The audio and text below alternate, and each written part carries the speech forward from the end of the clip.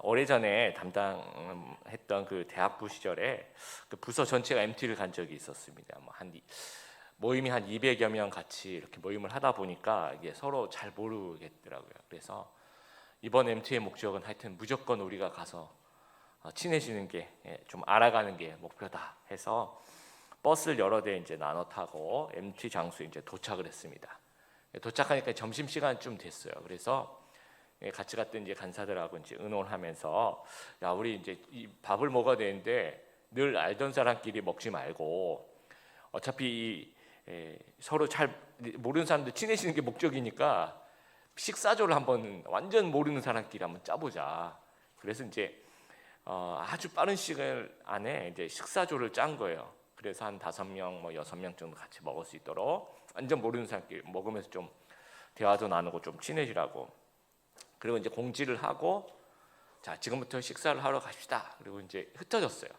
그래서 이제 저도 이제 일을 보고 어느 정도 이제 식당으로 이제 밥 먹으러 가야지 하면서 식당으로 이렇게 들어갔는데, 보통 이제 대학생들 MT 가면 식당 딱 들어가면 느낌이 어떻습니까? 막 착짓거리하고 막 떠들고 막 웃고 막 이러는데, 저는 딱 들어갔는데 무슨 도서실에 들어온 줄 알았어요. 조용한 거예요. 아무도 얘기 안 하고 썰렁하고. 예. 그러니까 처음 보는 사람하고 밥을 먹으니까 서로 이제 무슨 얘기를 해야 될지 모르는 거예요. 그러니까 조용히 밥만 이렇게 조용히 이렇게 밥만 먹고 있는 도서관처럼 이렇게 썰렁했던 거예요. 아직도 제가 그 썰렁함을, 그 분위기를 잊지 못하고 있습니다.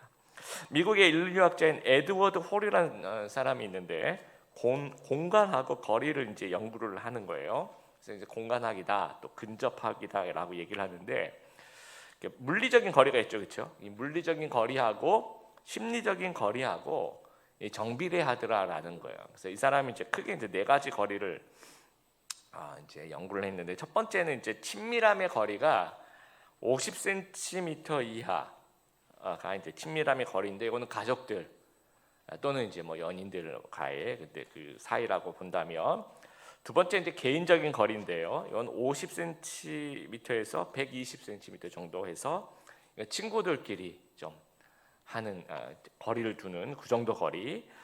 그 다음에 이제 사회적 거리는 2m에서 4m 정도. 그러니까 아는 사람이긴 한데 격식과 예의를 갖추는. 그래서 우리 직장이나 교회에서 이제 알긴 아는데 뭐 만나서 이렇게 인사하고 좀 격식을 갖추는 그 정도 거리가 이제 2m, 조금 더 떨어지면 4m. 공적인 거리는 이제 4m 정도라는 거죠. 이거는 이제 내가 서로 알긴 아는데 서로 개인적인 친밀함을 아는 게 아니라 무슨 어떤 연설을 들어갔다든지 강의를 한다든지 군중 속에 누가 있을 때 그것을 이제 공적인 거리라고 하는 거죠. 이제 개인적인 사이가 아니라는 거죠. 공식적인 사이라는 거죠. 그래서 4m, 그거는 4m 정도 떨어져야지 좀 편안함을 느낀다라는 거예요. 아까 그 대학생 MT 했던 그 식사조는 이게 제가 볼 땐 이 4번째 공적인 거리였던 거예요.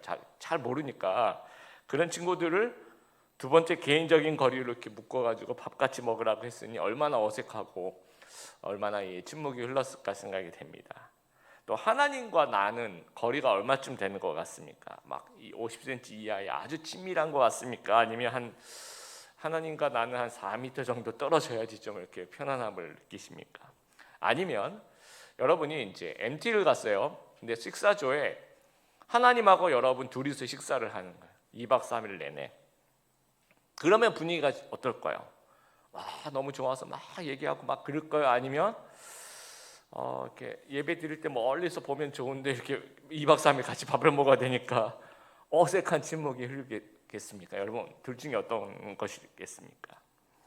2007년에 이창동 감독이 만든 그 밀양이라는 영화가 있어요. 전도연 주연, 송강호 씨 나오고. 근데 이 영화를 이제 두고 참 말이 많습니다. 뭐 이 영화는 기독교 신앙을 비판한 영화다 라고 얘기하는 분들도 계시고, 어떤 분은 아니다, 이게 조금 더 살펴보면 기독교 신앙을 좀 성찰하자라는 의미의 그런 영화다, 뭐 여러 가지 이제 보는 각도에 따라 다를 수 있어요. 근데 거기 이제 주인공들이 전도연, 송강호 씨가 교회를 출석하는 장면이 실제로 나옵니다. 밀양시에 있는 실제로 그 교인들이 동원이 됐대요. 그래서 그 밀양 출신 그 청년이 우리 엄마도 나오고 우리 그 교회 교인들도 나오고 다 나왔다 이제 그렇게 얘기를 하는데, 교회에 출석하는데 이런 질문들을 좀 많이 받았습니다. 과연 이들이 예수를 믿는 겁니까? 이 두 사람이. 왜냐하면 이제 두 사람이 열심히 와서 뭐 예배도 드리고 막 어떤 사람은 주차 봉사도 하고 그러거든요. 그래서 이제 제가 이제 그 영화를 여러 번 보면서 제가 이건 개인적인 느낌이지만 저는 안 믿는 것 같아요. 이분들이 안 믿는다라고 보는 게, 또는 100번 양보해도 잘못 믿고 있다라고 생각하는데, 그 이유가 이들이 이제 교회 가는 이유가, 여자 주인공은 이제 마음의 평안을 얻기 위해서 가는 여러 가지 좀 일들이 있다 보니까 교회에서 좀 마음의 평안을 얻어야 되겠다. 그리고 남자 주인공 송강호는 뭐 딱 하나, 교회 간 이유는 그 여자 주인공 따라서 그냥 가는 겁니다. 그래서 가자마자 막 주차 봉사하고 이렇게 하더라고요. 시간이 지나서 교회를 이 사람들이 가는 그 이유가 사라져요.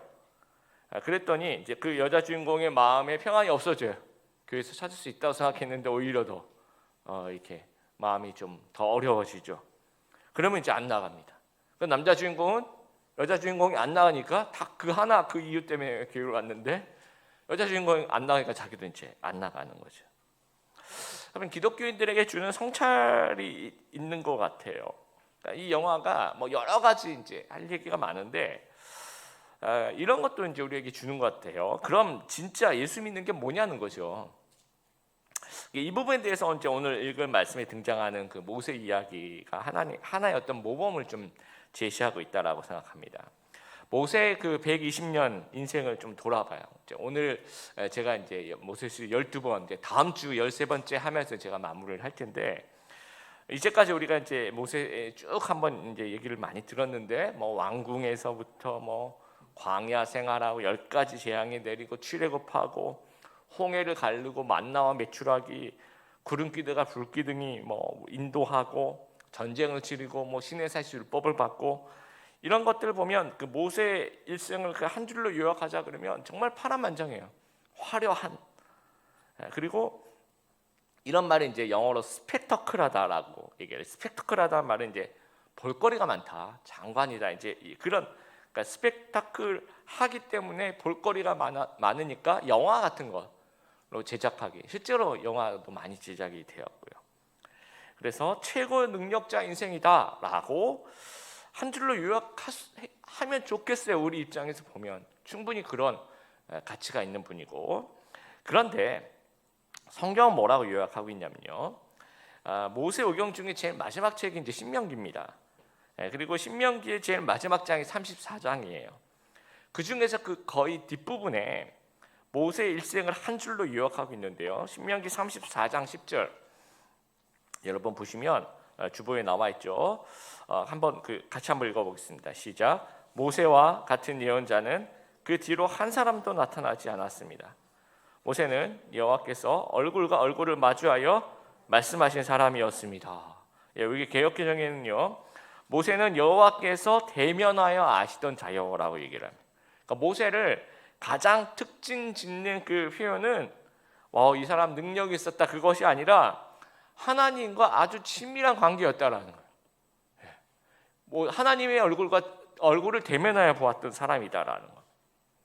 오늘 우리가 읽은 말씀 보시면요, 18절에 보면 이제까지 이제 모세는 하나님하고 또 이스라엘 백성도 마찬가지고 구름으로 나타나신 하나님, 불 가운데 나타나신 하나님, 소리, 음성으로 나타나시는 그 하나님을 보았지, 진짜 영광, 진짜 모습, 실체를 아직은 보지 못했다는 거죠. 그래서 모세는 하나님께, 하나님, 저 진짜 모습을 좀 보여주세요라고 얘기를 해요. 그랬더니 이제 19절에 이제 하나님께서 여호와께서 이르시되 내가 내 모든 선한 것을 내 앞으로 지나가게 하고 여호와의 이름은 내 앞에 선포하리라. 나는 은혜를 베풀 자에게는 은혜를 베풀고 긍휼히 여길 자에게 긍휼을 베푸느니라. 이 말이 무슨 얘기냐면 좀 돌려서 얘기하는 거죠. 일단은 좀 거절하는 거예요. 나는 여호와가 너 모세에게 이미 은혜를 베풀고 있어 하면서 거절을 이렇게 좀 돌려서 하는데, 왜 거절하냐면 20절에 또 이르시되 내가 내 얼굴을 보지 못하리니 나를 보고 살 자가 없음이라. 하나님 좀 곤란해라고 얘기하신 이유가 모세가 죽을 수 있다는 거죠. 죄인이 하나님의 거룩하신 볼 수 없는 거예요. 여러분 지성소에 막 들어가면 죽는 거잖아요. 그렇죠? 그래서 노라고 얘기하지만 21절 보니까 또 노라고 얘기하면서 좀 부분적으로 하나님께서 여호와께서 또 이르실 때 보라 내 곁에 한 장소가 있으니 너는 그 반석 위에 서라. 또 예스예요. 노라고 해놓고 또 이제 예스인 거죠. 22절 내 영광이 지나가도록 내가 너를 반석 틈에 두고 내가 지나가도록 내 손으로 너를 덮었다가 23절 손을 거두리니 내가 내 등을 볼 것이요 얼굴은 보지 못하리라. 이게 뭐냐면요. 반석이 있으면 거기다 이제 모세가 들어가면 여호와께서 이제 손을 이제 가리다가 여호와가 얼굴을 보면 죽으니까 싹 지나가서 다 지나가시면 이 손을 이렇게 떼면 뒷모습만 이렇게 보는 등이죠, 등. 그래서 이 그러니까 여기서 하나님과 대면하여 아시던 자여라고 이렇게 얘기하는 것이 하나님의 얼굴을 바로 봤다는 뜻이라기보다는 이 하나님의 실체 일부분만이라도 눈으로 보고 체험한 유일한 인간이라는 말이에요, 모세가. 그래서 모세가 그 하나님과 그만큼 친했던 사이라는 거죠. 그래서 모세가 보여주는 모범은 믿음 생활은 모세처럼 하나님과 친밀한 관계 안에서 한다라는 겁니다. 그래서 출애굽기 33장 11절에 같이 한번 읽겠습니다. 시작. 여호와께서는 마치 사람이 자기 친구에게 말하듯이 모세와 얼굴을 맞대고 말씀하셨습니다 라고 얘기를 해요. 그러니까 하나님과 그럼 내가 어떻게 친구가 될 수 있어요? 우리가 이렇게 생각해요. 하나님하고 난 한 4m 정도 떨어져서 좀 멀리 있어야 된다고 생각하는데 그게 아니라는 거죠. 예수님도 요한복음 15장 14절에 내가 너에게 명하는 것을 행하면 너희는 내 친구다라고 얘기를 하고 있어요. 사도 바울도 바울 서신에서 하나님을 아빠 아버지라고 부르라라고 얘기하고 있는 거죠. 그래서 이것이 이스라엘 백성과 이제 모세와의 결정적인 차이입니다. 하나님과 그 친밀한 관계가 있느냐 없느냐라는 거죠. 그러니까 이스라엘 백성은 그냥 관계로 접근하지 않았어요, 하나님을. 그러니까 하나님 신인 거예요. 그냥 나한테 뭐 좋은 거 주시는 분, 뭐 물도 주고 음식도 주고 빵도 주고. 근데 그거 안 주시면 막 불평하는 거죠. 그래서 목이 곧은 백성이라고 얘기하는 겁니다. 근데 모세는 관계적으로 접근해요. 친밀함으로 접근하는 거예요. 그러니까 하나님을 더 알고 싶은 거예요. 하나님 더 알고 싶고, 하나님 더 친해지고 싶고, 하나님 조금 얼굴 더 보고 싶고, 그걸 하나님께 간구를 하고 있는 겁니다. 시편 27편은 다윗의 시예요. 도망 다니면서는 그 시절에 이제 쓴 시인데, 시편 27절 4절에 여러분 이제 조금 큰 목소리를 우리 혹시나 여러분들 이렇게 졸리시진 않겠지만 혹시 졸릴 수도 있으니까 4절 같이 한번 큰 목소리로 읽어보자. 시편 27편 4절 시작. 내가 여호와께 간절히 구하는 오직 한 가지는 이것입니다. 내 평생에 늘 여호와의 집에 살면서 여호와의 아름다우심을 보고 성전에서 주님을 뵙는 것입니다. 지금 현재 다윗의 상황에는 도망치고 있어요. 그러면 이제 우리가 생각할 때, 야 다윗 너 소원 있으면 좀 얘기해 보라. 이제 도망 좀 그만 다니고 싶어요라고 얘기하거나, 아니면 내가 도망 다니게 될 원인인 이 원수를 좀 어떻게 좀 하나님 해주십시오 라고 얘기하거나, 아니면 하나님 전에 저한테 이제 기름 부으셨는데 왕권을 좀 이제는 주실 때가 되지 않았습니까? 라고 이렇게 얘기할 수 있는데 그렇게 얘기를 안 해요. 진짜 소원은 뭐라고 얘기하냐면, 내가 간절히 구하는 오직 한 가지래. 내 평생 늘 여호와의 집에 살면서 여호와의 아름다움을 보고 성전에서 주님을 뵙는 거래요. 그러니까 진짜 다윗의 소원은 늘 하나님과 함께 하는 거예요. 그게 소원이에요. 하나님과 친밀한 관계를 가지는 것이 제 소원입니다라고 다윗은 얘기하고 있다라는 거예요. 예, 이런 얘기가 있더라고요. 어떤 무인도의 남자 3명이 이제 이렇게 있는데, 이렇게 어떤 이제 신이 나와서 소원을 말해보라 그랬어요. 내가 하루에 너희 한 명씩 소원을 들어주겠다. 그러니까 첫 번째 남자한테 너 소원이 무엇이냐 물어봤더니 이제 저는 뉴욕의 아주 맨하탄의 고층 빌딩 제일 꼭대기 이 펜트하우스에서 이렇게 정말 호화롭게 사는 게 제 꿈입니다. 그래 알았어 하면서 이제 그 사람을 딱 그쪽으로 보내줬어요. 그 다음 날 나타났어요. 그 다음 사람한테 너는 소원이 무엇이냐? 저는 이런 어떤 고층 빌딩 이런 것보다는 저는 이제 알프스 같은 그런 자연이 좋았어요. 알프스에 아주 그림 같은 통나무집을 짓고 거기서 이렇게 조용히 살고 싶어요. 그래, 알았다. 그래서 그 사람이 이제 그렇게 갔어요. 그 다음날 이제 마지막 사람한테 물어봐요. 너의 소원이 무엇이냐라고 물으니까 이 사람은 며칠 동안 오랫동안 이 세 명이 같이 있었는데 며칠 동안 이 두 사람이 없으니까 너무 이상해요. 이 사람 다시 돌아왔으면 좋겠어요 라고 얘기를 했어요. 그래서 그 사람들이 다시 돌아왔다라고 합니다. 예, 똑같이. 예. 저희는 이 얘기를 이제 들으면서 처음에 되게 웃었어요. 웃으면서 생각하면 생각할수록 이게 우리의 인생을 얘기하는 거다라는 생각이 들었어요. 어쩌면 그 우리의 그 세상적인 소원은 어떻게 보면 굉장히 부질없는 것일 수도 있어요. 하루 만족하는 소원, 이틀 만족하는 소원, 또 내가 어떤 소원이 있다고 하더라도 타인의 소원에 의해서 얼마든지 방해받을 수 있는 그러한 그 어떤 가변적인 그런 소원이라는 겁니다. 그런데 이제 다윗은 그렇지가 않았다는 거죠. 그렇죠?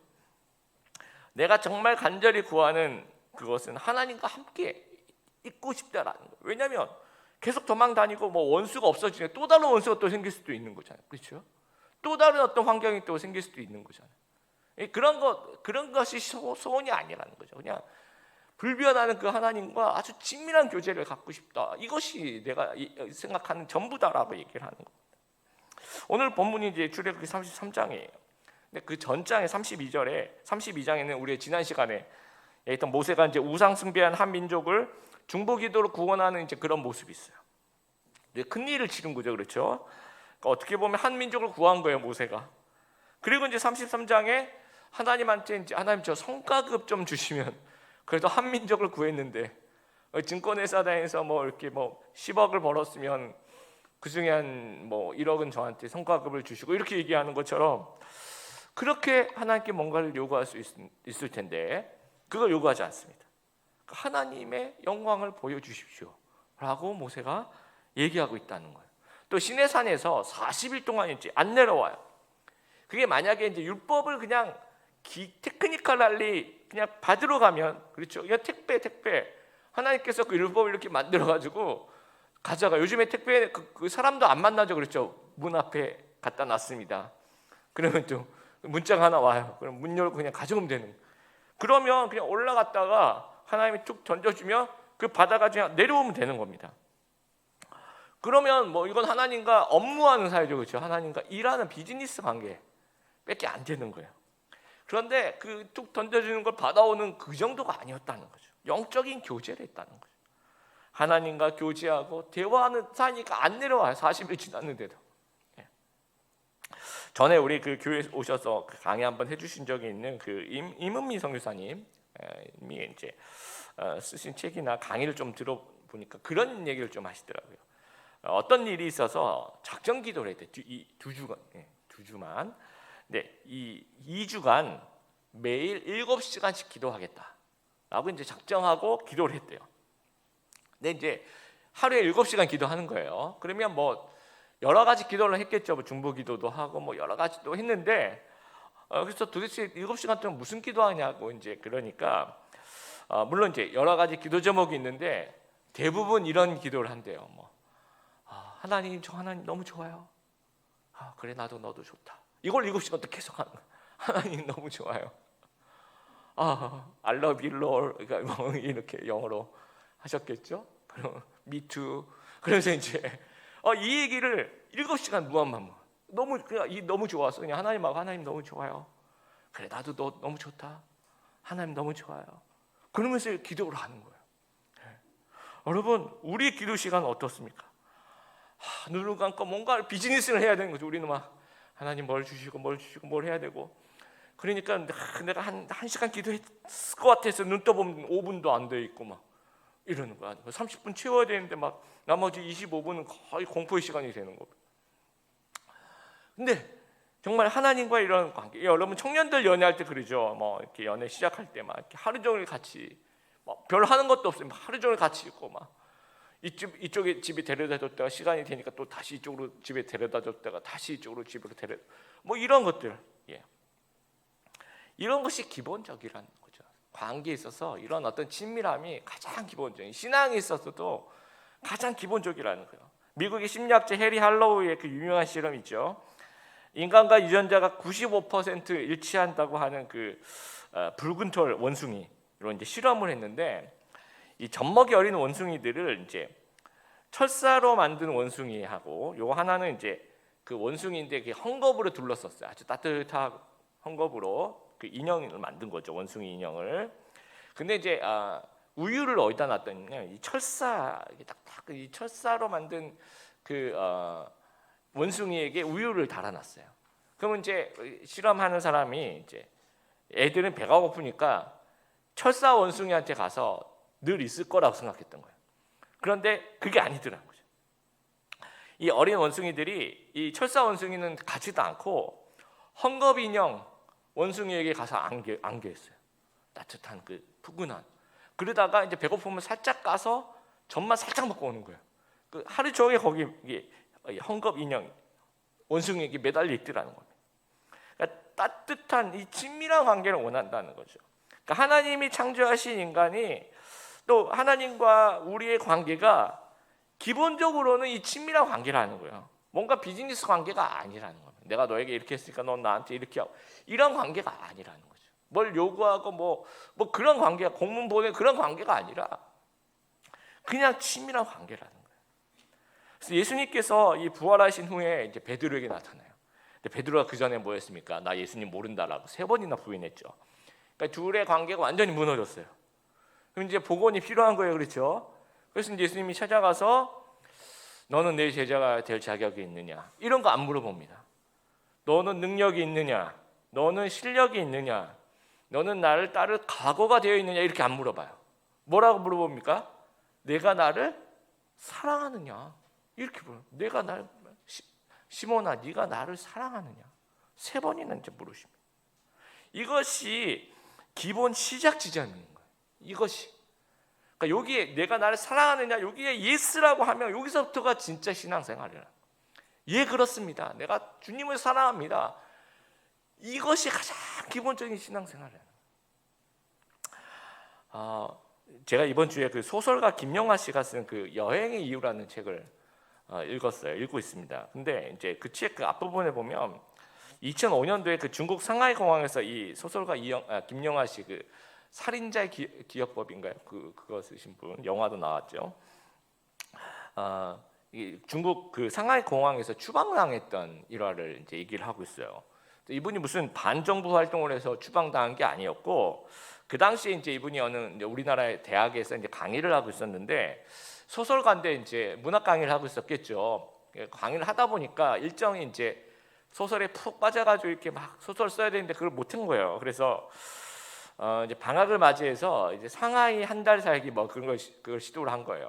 좀 알아봤더니 이제 상하이 어느 게스트하우스에서 한 달 동안 이제 뭐 이렇게 식비를 내면 밥까지 다 주고, 그래서 이제 거기 팍 파묻혀서 해주는 밥 먹으면서 한 달 동안 열심히 소설 써가지고 와야 되겠다라고 생각하고 이제 돈도 다 보낸 거예요. 선불로 다 보내고 이제 집에다가 또 이제 한 달 뒤에 다시 올 테니까 안녕, 그리고 이제 공항으로 출발해서 상하이 포동공항에 내렸대요.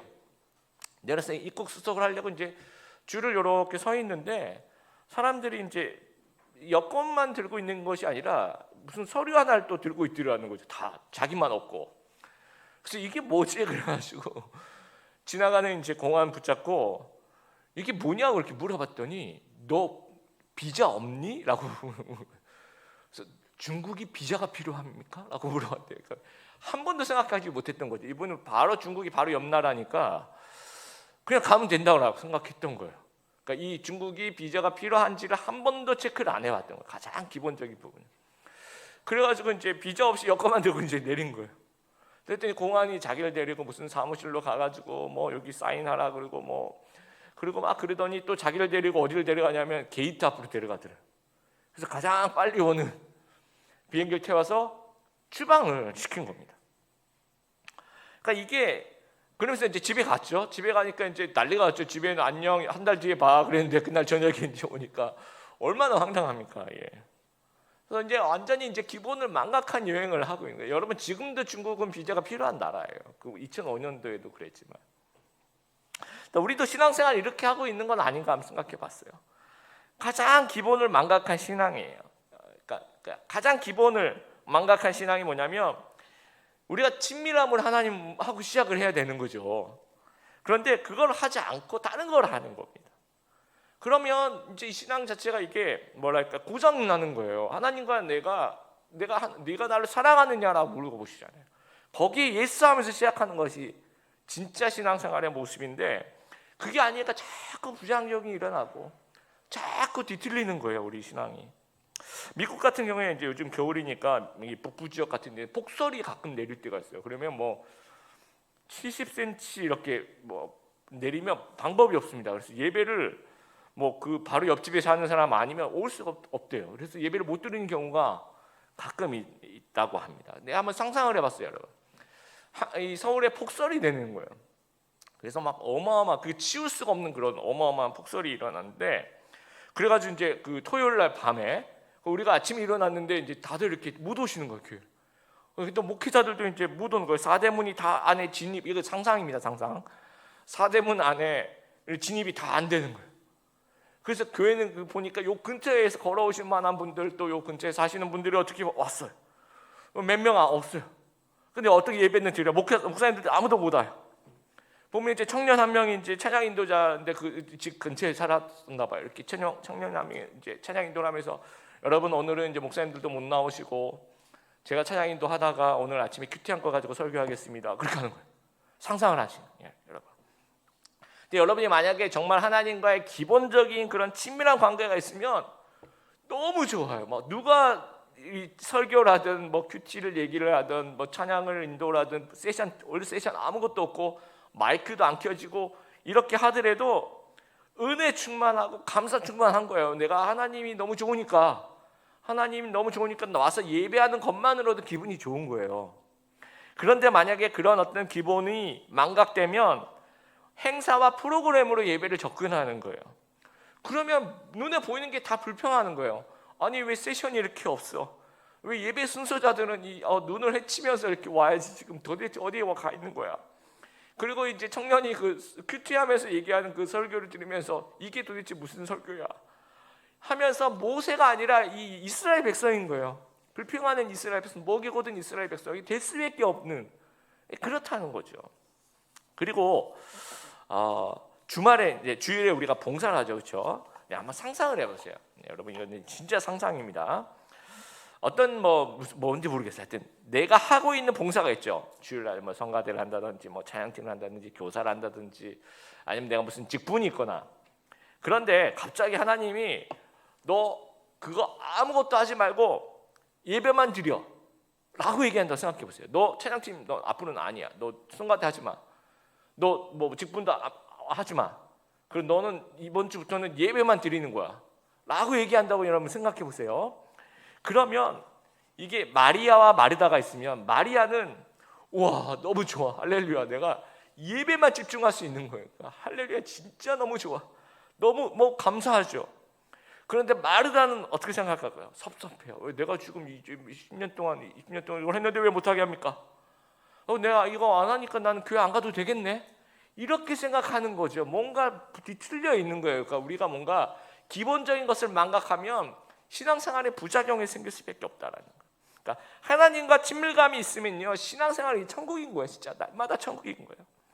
그런데 이게 없으면요, 의무감을 해야 되는 거잖아요. 내가 기본적인 나의 인격으로 해야 되는 거거든요. 그런데 그러면 진짜 이거는 군인 정신으로 예수를 믿는 거예요. 악으로 깡으로 예수를 믿는 거예요. 근데 우리 예수를 그렇게 믿는 게 아니거든요. 내가 나를 사랑하느냐, 예수라고 얘기하면서 하나님과 그런 친밀한 진짜 천국 같은 그런 생활을 하는 겁니다. 이 코로나 거리두기 격상이 이제 우리가 지난주까지만 해도 1.5단계였는데 오늘 2단계죠, 그렇죠? 또 이제 오늘 지나가면 또 어떻게 될지 모릅니다. 2.5단계로 올라가면 이제 우리가 온라인 예배를 드려야 돼요. 아니면 뭐 2단계 유지하면서 교회는 뭐 집합을 금지한다, 뭐 이런 명령도 내릴 수가 있고요. 그래서 정말 그 뭐라 그럴까요? 우리 성도님들 또 앞으로 계속 이렇게 온라인 예배를 드리면 어떡하나, 그런 걱정 일주일 동안 전 됐습니다. 그런데 이 설교를 준비하면서 우리 성도들이 전부 다 친밀함에 이제 정착이 되어 있으면 하나님과 그 친밀함에 있어 혼자 뭐 예배를 드리든 집에서 아무런 걱정이 없는 거예요. 근데 그 친밀함이 없으면 집에서 이제 이 화면으로 예배를 드리잖아요. 그러면 이게 프로그램으로 채워야 되는데 이게 이 화면으로 봤을 때 프로그램을 채워줄 수가 없어요. 그러니까 이게 뭔가 이상하고 신앙이 우리가 하락될 수밖에 없다라는 겁니다.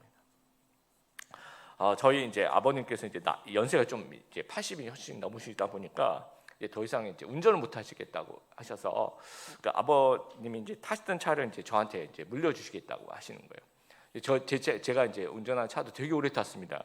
2004년형 16년을 탔죠. 근데 제 아버님 차는 2006년형 14년을 타셨고 마일리지도 저보다 더 많이 타셨더라고요. 그런데 이제 또 그래도 2년 젊은 차가 그래도 좀 더 나은 것 같아서, 그리고 또 제가 이제 저는 이제 차에 대한 관심이 전혀 없습니다. 그래서 제가 저한테 기준에 맞춰서 차를 보기 때문에 제가 차를 보는 기준 중에 중요한 것이 따뜻하냐 이거. 제가 추리를 많이 타요. 여러분, 우리 드림이교에서 제일 따뜻한 데가 어딘 줄 아세요?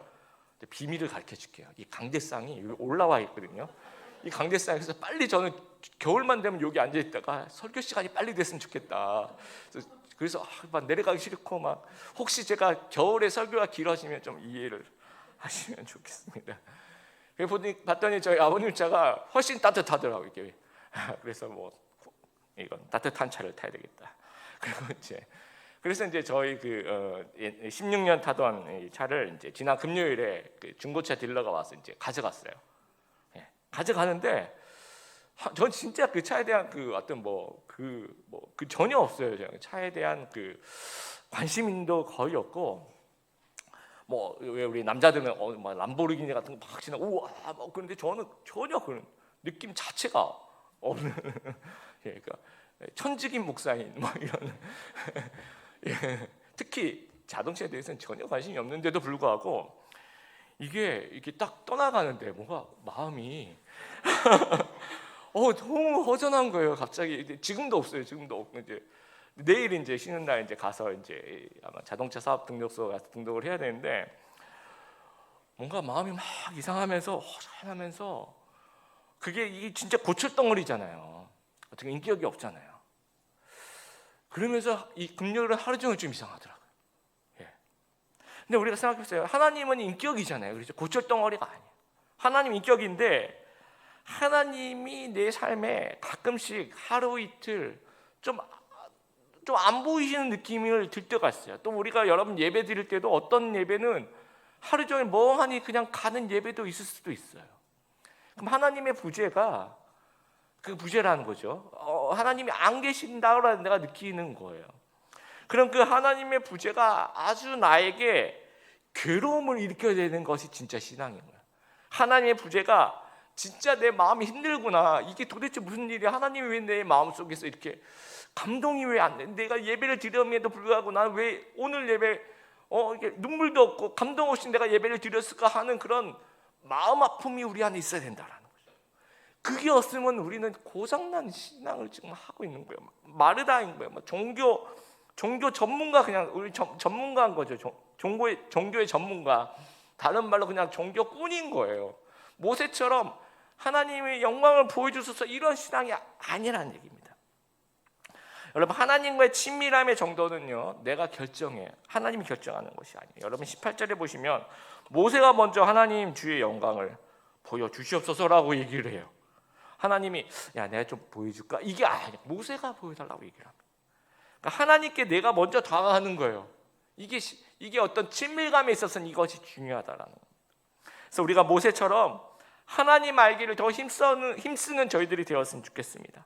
하나님과 함께 있기를 기본적으로 힘쓰는, 그것이 처음 시작과 같이 가장 중요한 요소인 것 같이, 그렇게 하나님과 함께 있기를 노력하고 힘쓰고 또 하나님과 좋은 관계를 맺기를 힘쓰는 귀한 저희들이 되었으면 좋겠습니다.